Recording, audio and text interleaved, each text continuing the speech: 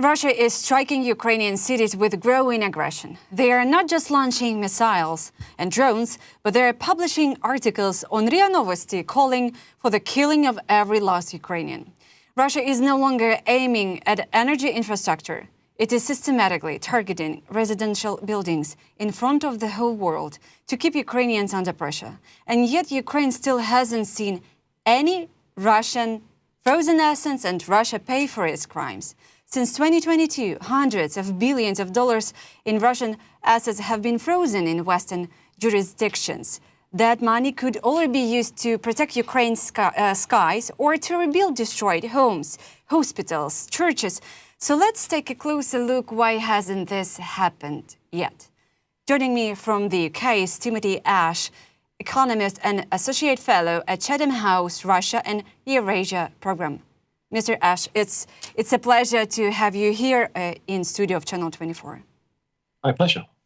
So today, President Zelenskyy said it's time to confiscate Russian assets, not just freeze them, but confiscate them and use them for peace, not war. He said we must fully block Russia's war machine, cut off its army industry, limit its energy profits, and use frozen assets, especially those gained through corruption, to defend against Russian aggression. But do leaders in Europe, in the USA, in Canada think the same way? Well, the political leadership give lip service to that. They say that's what they want, but actually they've done very little about it, right? I mean, initially, $330 billion of central bank of Russia assets were immobilized, so kind of frozen in Western jurisdictions. I mean, that was very early after the full-scale invasion. Since then, really nothing much has happened. I mean, they're very reluctant to go to full seizure. They're very reluctant to allocate them to Ukraine. What they have done is this ERA, Extraordinary Revenue Arrangement, where they are using, or they're securitizing essentially the income flow on the interest being earned from these assets is about $50 billion, and that is being allocated in various means to Ukraine. But the underlying asset has not been confiscated and transferred to Ukraine. There are three reasons, or three obstacles there. First one is the legality of it. I think now, after 3.5 years almost, the legal basis for confiscation is there. There's something called countermeasures. There's a whole industry of think tanks now that have put the legal basis for assets to be seized. It is possible. I mean, essentially, countermeasures is sovereign immunity only really defends Russia or helps Russia while it's in compliance with international law. Russia clearly is not. And when it's not in compliance, it takes a time out from being able to defend itself with the sovereign immunity case. So actually, in that period when it's not complying with international law, the assets can be seized and then allocated to Ukraine. The second argument is an economics one. The argument goes that if Europe moved to confiscation, it would damage the euro as a reserve currency.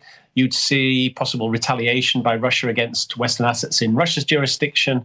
And there's this idea that it undermines general confidence in Western institutions. Again, I'd say those arguments are very, very weak.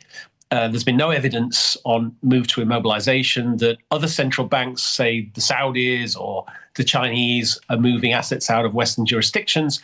People don't think really that the same will happen to them.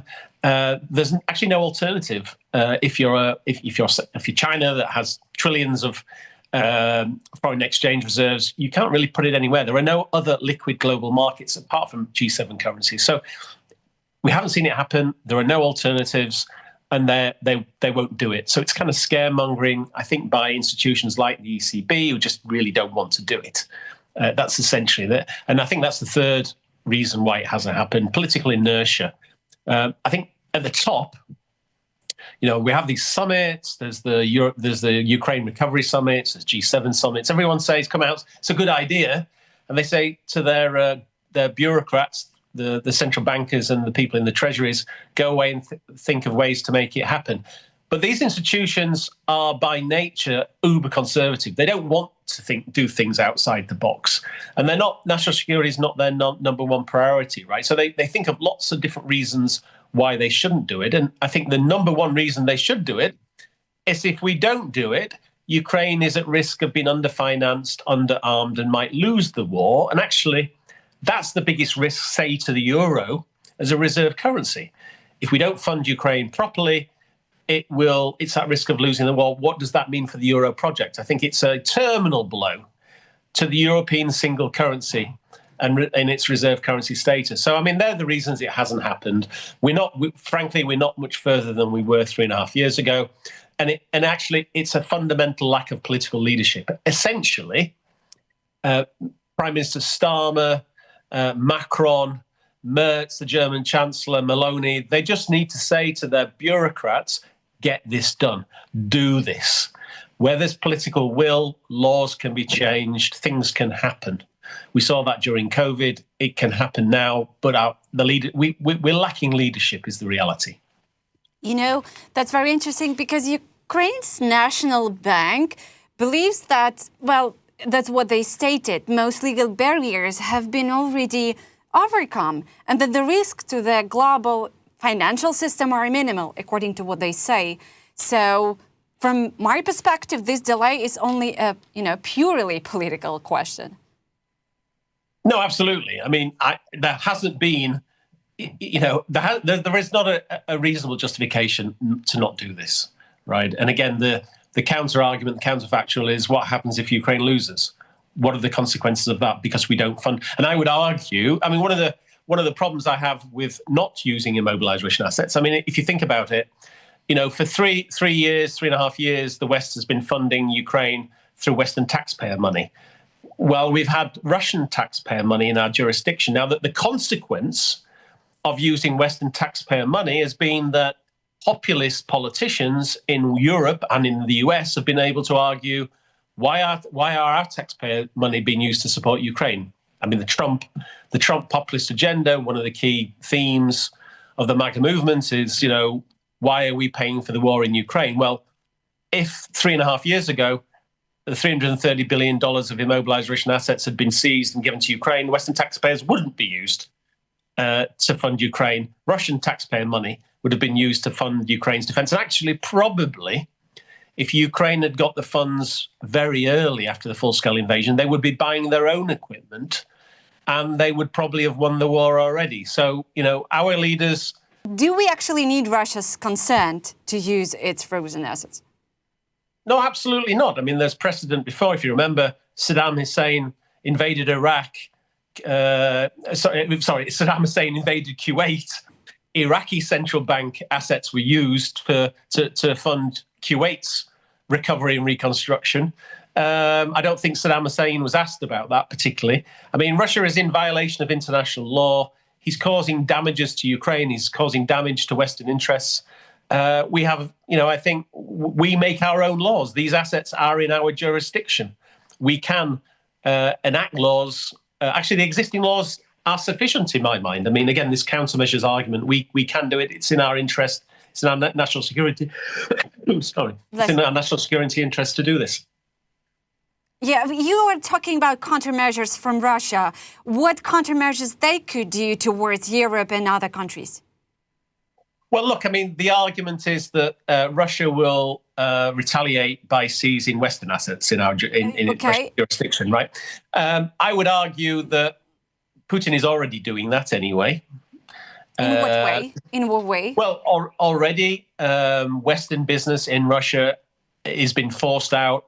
They've been forced to sell at very low prices to Russian Kremlin interests. And I would also argue that, if the argument is we should not do this, we should not confiscate the assets to fund Ukraine, and actually we should then use Western taxpayer money instead, because we're worried about Western business assets being confiscated in Russia. Remember, those Western businesses made their own decisions. They made bad investment decisions over a long period of time. I mean, if you think about it, Russia's been a bad actor since this invasion of Georgia, annexation of Crimea in 2015, intervention in Donbass in 2014-15. It's been pretty clear that Russia is a malign actor against Western interests. And despite the advice from our governments, those Western businesses still went and invested in Russia. Why should they be fully paid out, or why should our taxpayers and governments put their interests above ours, above our taxpayers? I think that's a ridiculous kind of suggestion. It seems like European leaders are afraid more of Russia than its own people, who is arguing why we should pay for Russian war in Ukraine, why we should pay to Ukraine or whatever they are claiming. So it seems like they're afraid more of Russia's decisions, whatever it's supposed to be.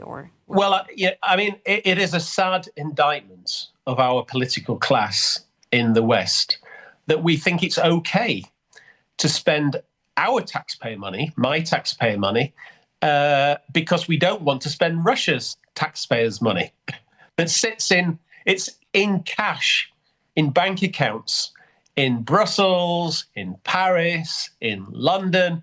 It's sitting there doing nothing. And yet our politicians think it's fine to tax us to pay this. It's $100 billion a year annual cost to support Ukraine in 3.5 years, $350 billion, more or less the same as the Central Bank of Russia reserves. We should have confiscated this 3.5 years ago. We should be using it to fund Ukraine and to fund Ukraine's victory. Okay. So, Mr. Ash, let's settle this once and for all. Why is using frozen Russian assets for Ukraine both fair and necessary? Well, it's fair because Ukraine is the victim. Russia is the aggressor. It should pay for the damage it's doing to Ukraine. It should pay for the additional military costs of defending Ukraine that Ukraine is spending and the West is funding.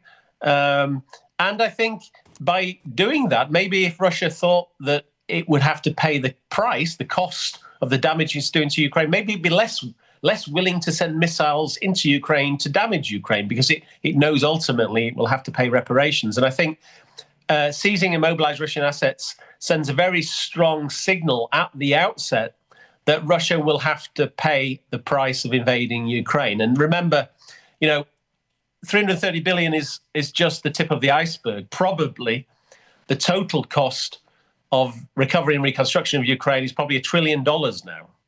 And Russia should be made to pay that.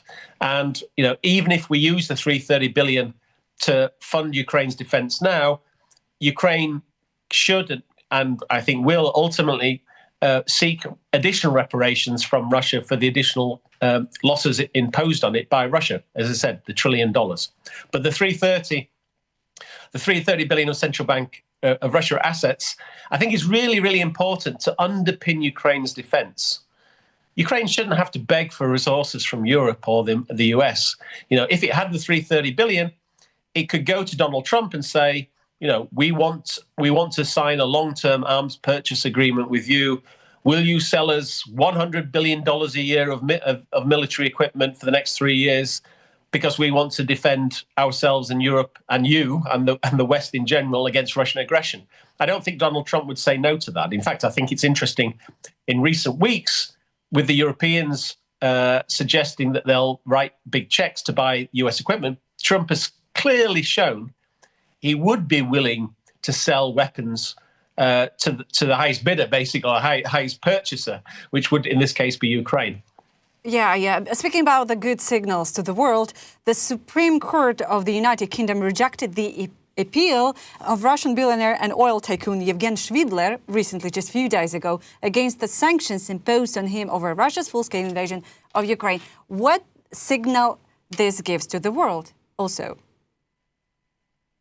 Well, it's a signal to the world that international law matters, that if you partake in activity that is breaking international law and damaging another country and another country's interests, there are prices and there are consequences, right? Unfortunately, globally, not just in the conflict in Ukraine, but elsewhere, particularly in the Middle East, we see international law being ridden over, and that's very worrying for the future. The message, unfortunately, from the war in Ukraine and elsewhere is that might is right.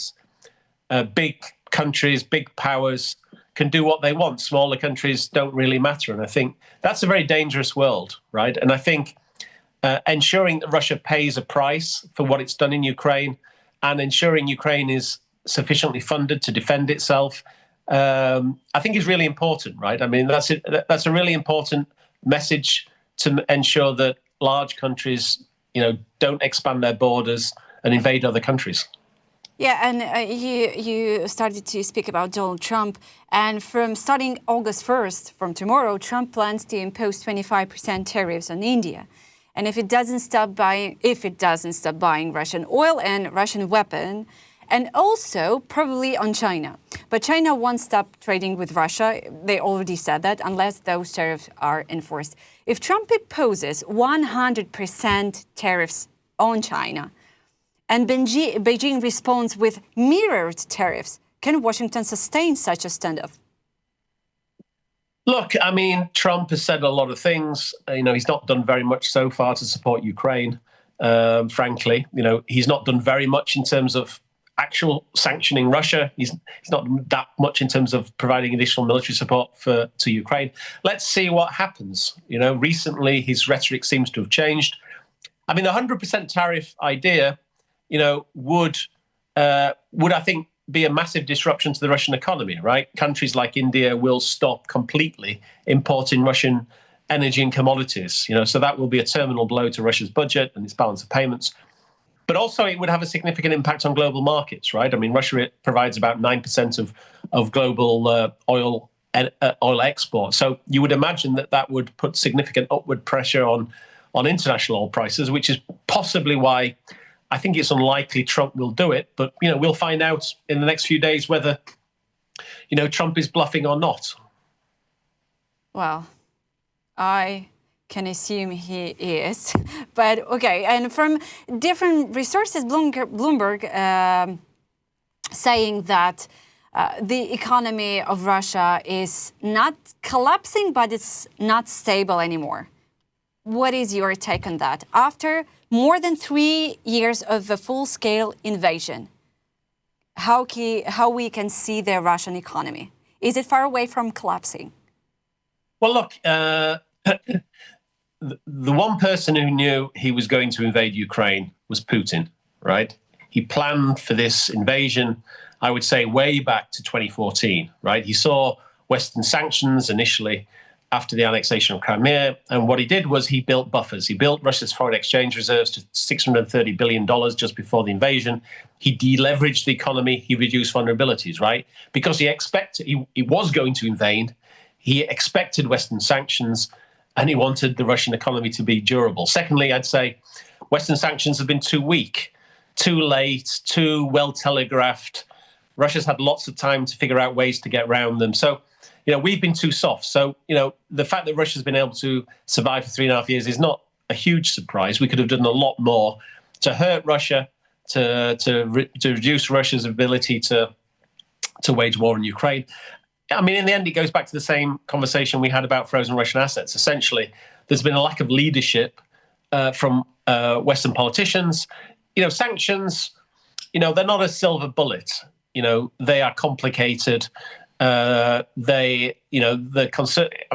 Typically the sanctions hurt the country you're sanctioning, but they also hurt you. There is a price to be paid for imposing sanctions, especially in an interconnected world, a globalized world, right? And I think what we've learned is that Western countries have not been willing to pay a price for damaging the Russian economy. They've not been willing to have a cost imposed on themselves. And actually, in the end, if you think about it, the message there is they haven't thought that the threat to them from Russia is sufficient enough to make imposing aggressive sanctions that hurt themselves. In that basic calculation, I think they essentially have miscalculated the risks and threat from Russia, right? If they were serious about the threat from Russia, they would do whatever it takes to impose aggressive enough sanctions to significantly hurt the Russian economy, right? So, I mean, that's where we are, unfortunately. The Russian economy is pretty durable. It's a war economy. It's guns versus butter. Resources have been diverted from consumption to defense. Sanctioned countries figure out ways to get around sanctions. I mean, that's just one of the realities. we also haven't done enough in terms of secondary sanctions, right? I mean, lots of people, lots of countries, lots of companies are helping Russia break sanctions.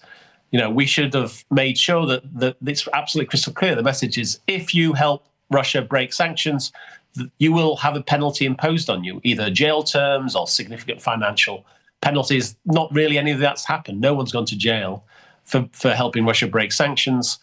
In fact, it's been profitable for those countries, companies and individuals who have helped Russia break sanctions. They've made a lot of money. So that's why there's been interest to do that. So we need to be clever in terms of sanctions. We can hurt Russia. We need to do more. Mr. Ash, you said there is a lack of, leadership in the issue of Russian frozen assets in the world.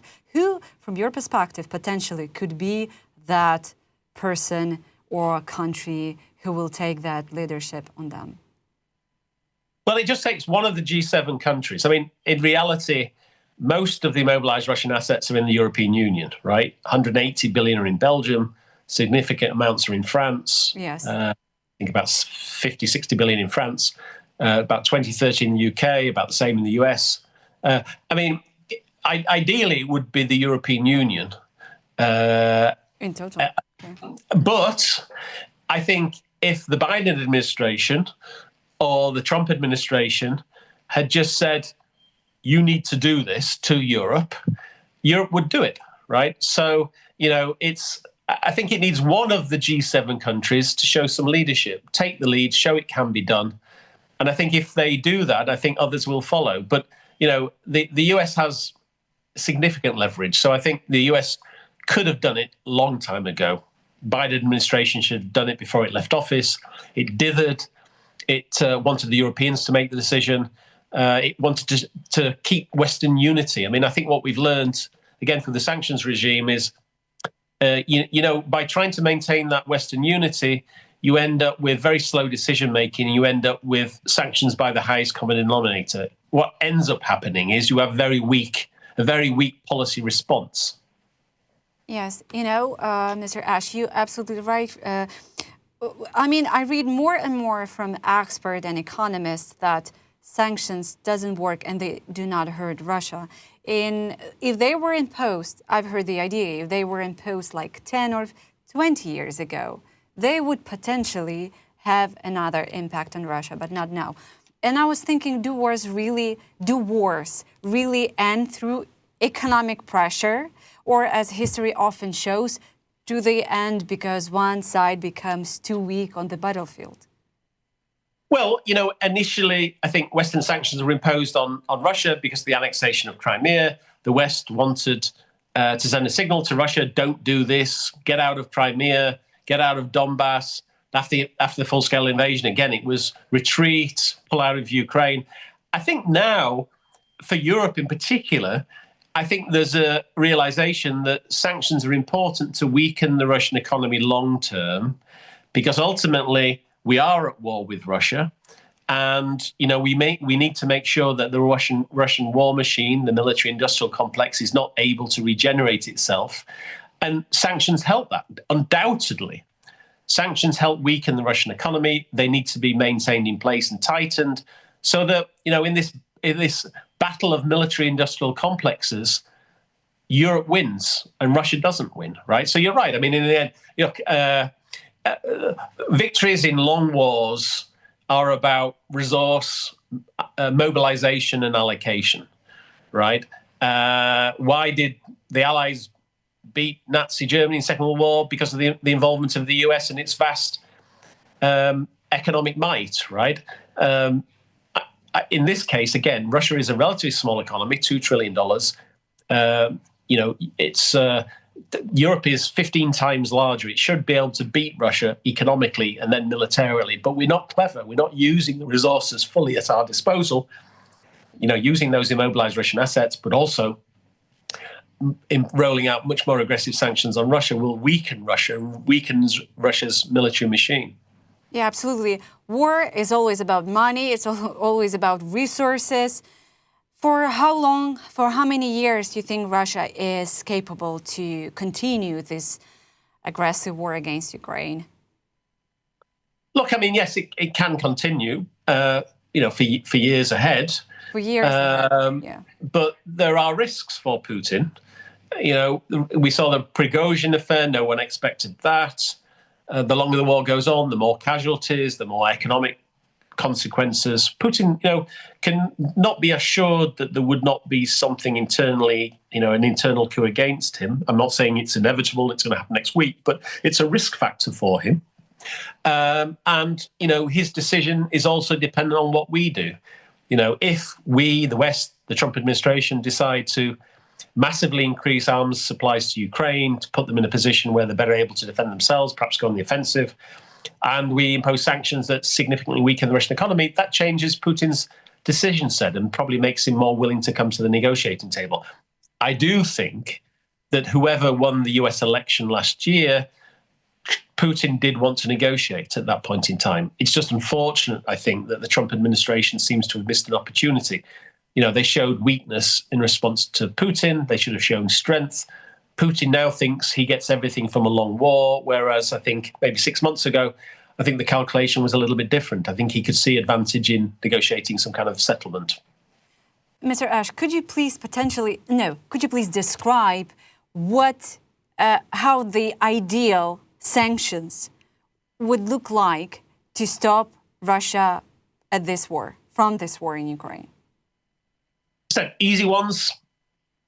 Seize the $330 billion of immobilized Russian assets, create a sovereign wealth fund to manage in Ukraine's interests, to invest it, to generate significant returns annually. It could be $30, $40 billion that could be used to fund Ukraine's defense.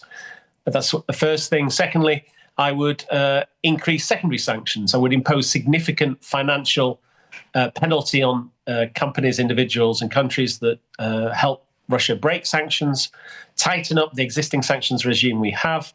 I think, interestingly, there's a lot of focus on 100% tariff that has been suggested by the Trump administration.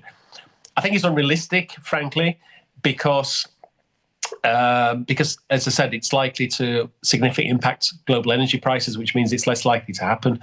I think, actually, a tax on Russian exports by G7 countries, 10 to 15%, something like that, which is doable. If you think about it, Russian exports are about 300, 400 billion a year.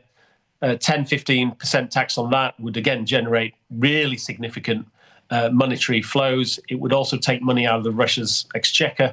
I think that could also be quite powerful. I think, actually, another idea would be, signaling to international business that you should not be doing any trade with Russia, and setting a target date, say, relatively long time frame, 3, 4, 5 years ahead, would actually be useful in terms of it would allow a transition period.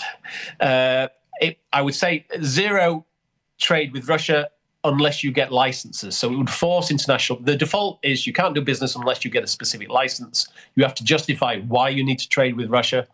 I think what this would do was it would significantly slow down trade and investment into Russia. It would make international business think, why are we doing this?